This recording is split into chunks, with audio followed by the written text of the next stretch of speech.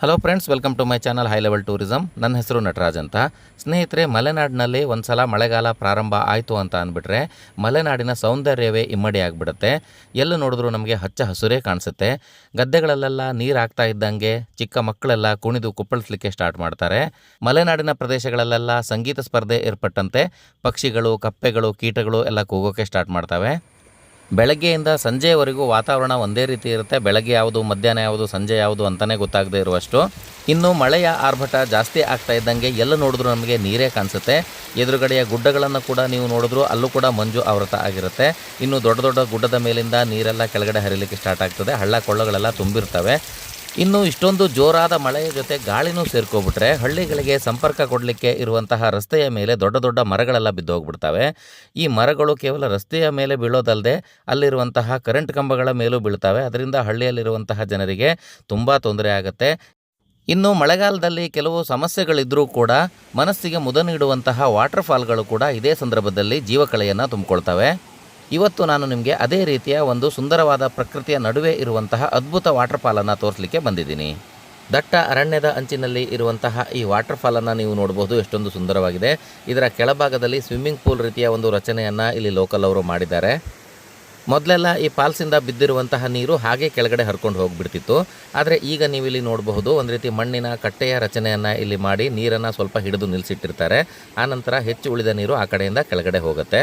ಹೀಗೆ ಮಾಡಿರೋದ್ರಿಂದ ಇದು ಒಂದು ರೀತಿಯ ನ್ಯಾಚುರಲ್ ಸ್ವಿಮ್ಮಿಂಗ್ ಪೂಲ್ ರೀತಿ ಆಗಿದೆ. ನೀವು ಇಲ್ಲಿ ಸುತ್ತಮುತ್ತಲು ಎತ್ತರವಾದ ಬೆಟ್ಟಗಳನ್ನು ನೋಡಬಹುದು. ಮೇಲ್ಗಡೆ ಇರುವಂತಹ ದೊಡ್ಡ ಮರವನ್ನು ಕೂಡ ನೋಡಬಹುದು ನೀವು. ಹಾಗೆ ಆ ಫಾಲ್ಸ್ನ ಕೆಳಭಾಗದಲ್ಲಿರುವಂತಹ ಒಂದು ಕಲ್ಲು ಬಂಡೆಯನ್ನು ಕೂಡ ನೋಡಬಹುದು. ಅಲ್ಲಿವರೆಗೂ ಹೋಗಿ ಕೂತ್ಕೊಳ್ತಾರೆ ಜನರು. ಈ ಫಾಲ್ಸ್ವರೆಗೆ ಬರಬೇಕು ಅಂತಂದರೆ ನೀವು ತುಂಬ ದೂರದವರೆಗೆ ಟ್ರೆಕ್ ಮಾಡಿ ಬರಬೇಕು ಅಂತ ಏನು ಅವಶ್ಯಕತೆ ಇಲ್ಲ. ಇಲ್ಲಿ ಎದುರುಗಡೆ ರೋಡನ್ನು ನೋಡಬಹುದು ನೀವು. ಹಾಗೆ ನನ್ನ ಗಾಡಿ ಕೂಡ ಅಲ್ಲಿ ನಿಂತಿದೆ.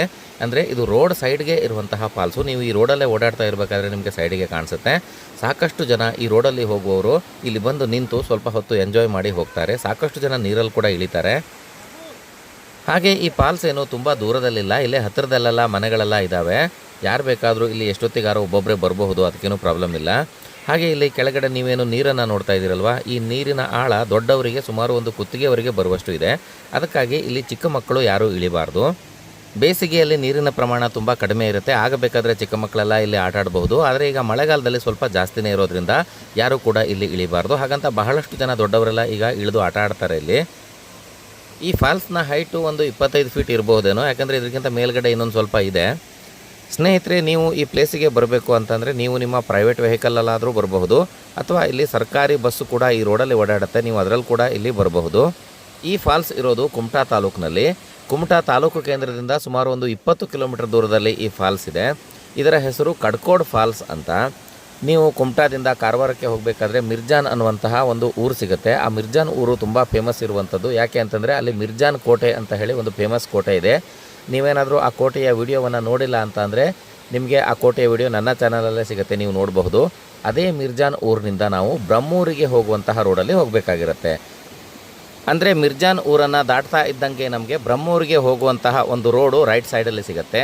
ಆ ಬ್ರಹ್ಮೂರಿಗೆ ಹೋಗುವಂತಹ ರೋಡಲ್ಲಿ ಸುಮಾರು ಒಂದು 8 ಕಿಲೋಮೀಟರ್ ಟ್ರಾವೆಲ್ ಮಾಡಿದರೆ ನಮಗೆ ಈ ಫಾಲ್ಸು ಸಿಗುತ್ತೆ. ಅಂದರೆ ಇದು ಕಡ್ಕೋಡ್ ಎನ್ನುವಂತಹ ಊರಲ್ಲಿರೋದ್ರಿಂದ ಇದನ್ನು ಕಡ್ಕೋಡ್ ಫಾಲ್ಸ್ ಅಂತ ಕರೀತಾರೆ. ಹಾಗೆ ಮುಂದೆ ಹೋದರೆ ನಾವು ಬ್ರಹ್ಮೂರಿಗೂ ಕೂಡ ಹೋಗಬಹುದು. ನೀವೇನಾದರೂ ಕುಮಟಾ ತಾಲೂಕನ್ನು ಸುತ್ತೋಕ್ಕೆ ಬರ್ತೀರಿ ಅಂತ ಆದರೆ ಈ ಪ್ಲೇಸನ್ನು ಕೂಡ ನೀವು ಆ್ಯಡ್ ಮಾಡ್ಕೋಬಹುದು. ಅಂದರೆ ಈಗ ನಾನು ಆಲ್ರೆಡಿ ಕುಮಟಾದ ಸುತ್ತಮುತ್ತ ಇರುವಂತಹ ಸಾಕಷ್ಟು ಪ್ಲೇಸ್ಗಳನ್ನು ಯೂಟ್ಯೂಬಲ್ಲಿ ಅಪ್ಲೋಡ್ ಮಾಡಿದ್ದೀನಿ.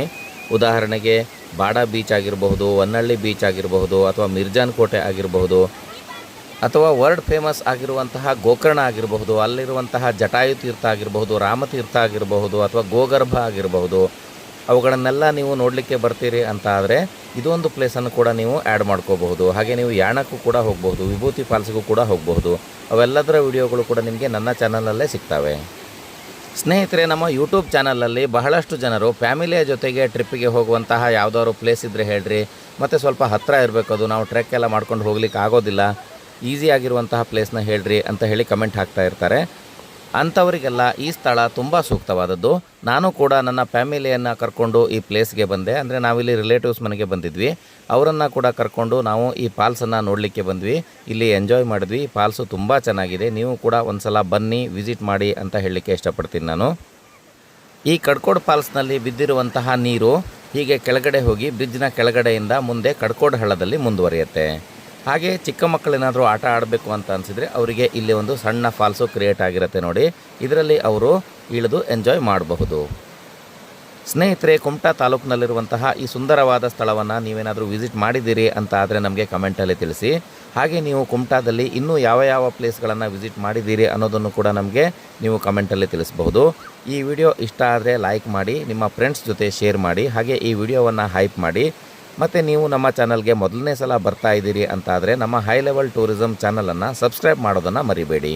ಈ ವಿಡಿಯೋವನ್ನು ಇಲ್ಲಿವರೆಗೂ ನೋಡಿದ್ದಕ್ಕೆ ತುಂಬ ಧನ್ಯವಾದಗಳು.